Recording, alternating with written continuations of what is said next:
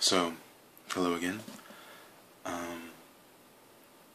I didn't actually manage to get the coffee bag I was talking about from work. But what I have been wanting to do, and what I have, just wanted to do was read. Now, I know I have seen ASMR videos, reading, softly spoken. It's typically poetry. Me personally, I read poetry. I've always preferred prose, just personal preference-wise. And I have Midst Trial and Tribulation, David Weber's 6th book from the Safehold series. I just picked it up. It's a top. And I'm not very far into it. And if you are curious as to what the bookmark is, it is Alliance Normandy from Mass Effect 3 Collector's Edition. That is my bookmark.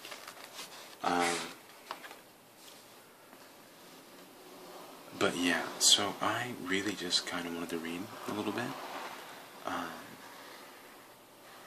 I enjoy reading personally, and I just kind of want to share that. Hopefully it works. If not, I'll look into something else. If it does work, and people like it, I may look into actually getting a different book to start with that's not book 6 in the series. Which obviously, there's a lot of stuff going on. Without being caught up in the series, obviously none of it makes very much sense. But it still may be somewhat relaxing, so I thought I would give it a try. Now, I will say one of the things about his names in this book are that they're kind of spelled interestingly. So I very well may mess up the pronunciation on this, and if I do, it's apologize. They just look a little bit odd. I know one of the characters has a name I can't really pronounce very well, but I will definitely give it a try. But yes, this is Midst Toil and Tribulation by David Weber.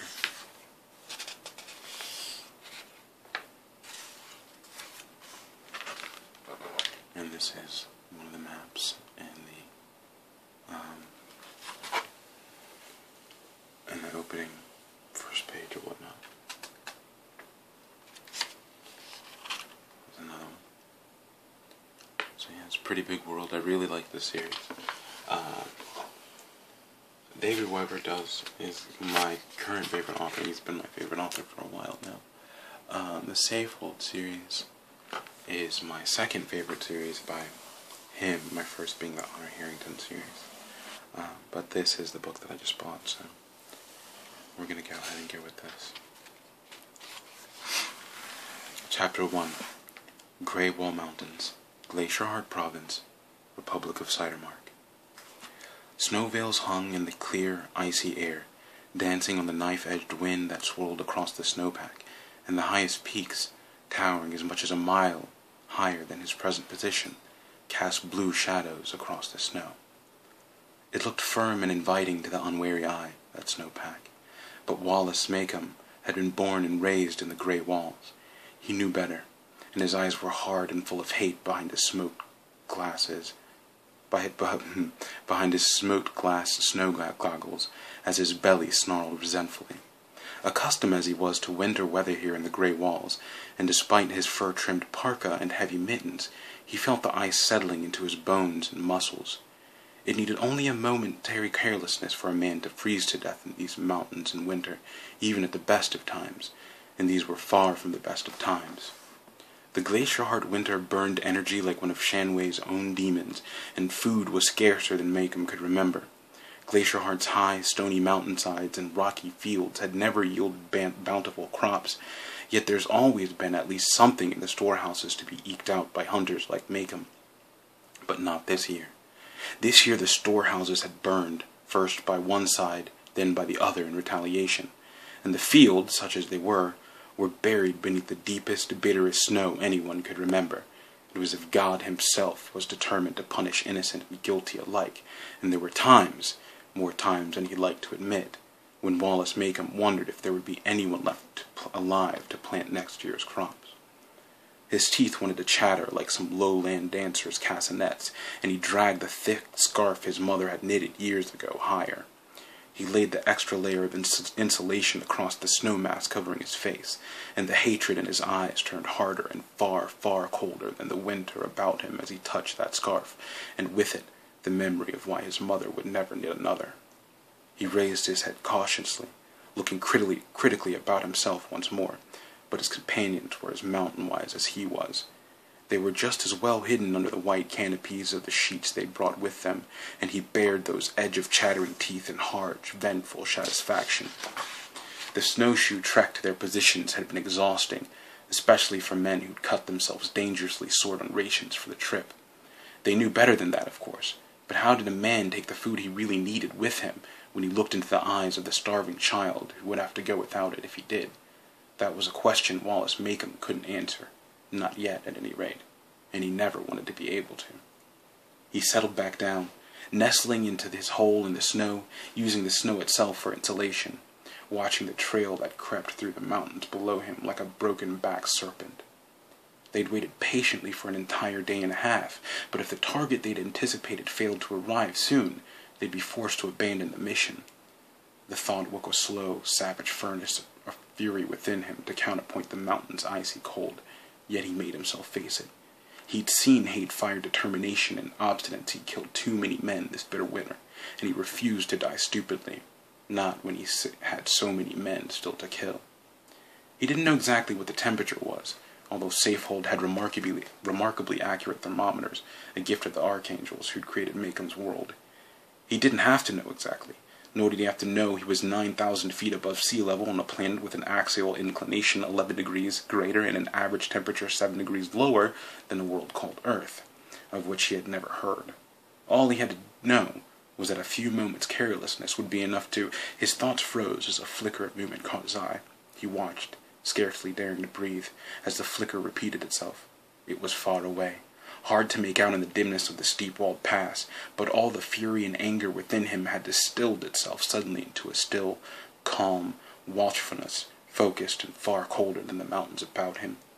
The movement drew closer, resolving itself into a long line of white-clad men slogging along the trail in snowshoes like the one buried beside Maycomb's hole in the snow. Half of them were bowed under heavy packs, and no less than 6 sleds drawn by snow lizards accompanied them. Maycomb's eye glittered with satisfaction as he saw those sleds, and realized their information had been accurate after all. He didn't bother to look around for the other men buried in the snow about him, or for the other men hidden in the dense strands of evergreens half a mile farther down the icy trail from his icy perch. He knew where they were, knew they were as ready and watchful as he himself. The careless ones, the rash ones, were already dead. Those who remained had added hard-learned lessons to the hunters and trappers' skills they had already possessed, and like Maycomb himself, his companions had too much killing to do to let themselves die foolishly. No Glacier Heart miner or trapper could afford one of the expensive lowland firearms. Even if they could have afforded the weapons themselves, powder and ball came dear. For that matter, even a steer-bowed arbalist was hideously expensive, over 2 full months' income for a master coal miner. But a properly maintained arbalest lasted for generations. Maycomb had inherited his from his father, and his father from his father, and a man could always make the ammunition he needed. Now he rolled over onto his back under the concealing sheet. He removed his overmittens and braced the steel bow stave against his feet while his gloved hands cranked the windlass. He took his time, for there was no rush. It would take those men and those snow lizards the better part of a quarter hour to reach the designated point, and the mountain air was crystal clear. Better to take the time to span the weapon this way, however awkward it might be, than to risk skylining himself and warning his enemies of their peril. He finished cranking, made sure the string was securely latched over the pawl, and detached the windlass. Then he rolled back over, sending a square-headed quarrel on the string. He brought the arbalest into position, gazing through the ring sight, watching and waiting, his heart as cold as the wind, while those marching figures crept closer and closer. For a moment, far below the surface of his thoughts, a bit of the man he'd been only 3 or 4 months earlier stared aghast at what was about to happen here on this high, icy mountain trail. That tiny fragment of the Wallace Maycomb who still had a family knew that many of those men had families as well. It knew those families were as desperate for food on those lizard-drawn sleds as the families he'd left huddling around the fires in that crudely built cabins and huts where they'd taken shelter when their villages were burned about their ears. It knew about the starvation and the sickness and the death that would stalk other women and other children when this day's work was done. But none of the rest of him listened to that tiny, lost fragment, for it had work to do. The center of that marching column of men reached the base of the single pine, standing alone and isolated as a perfect landmark, and under the ice and frost-clotted snow mask protecting his face, Maycomb's smile was the snarl of a hunting slash lizard. He waited a single heartbeat longer, and then his hand squeezed the trigger, and his arbalest spat a sunlight-gilded sliver of death through the crystal mountain air. So, that was chapter 1. Actually took longer to read than I thought it would, so I'm going to go ahead and stop there. Like I said, if you guys happen to like this, I will look into getting a different book, or maybe, or just continuing this one if people are interested in this one. I used to have a bunch more around here. I can probably find a different request, but anyway, that would be all for now. I hope you enjoyed it. Bye.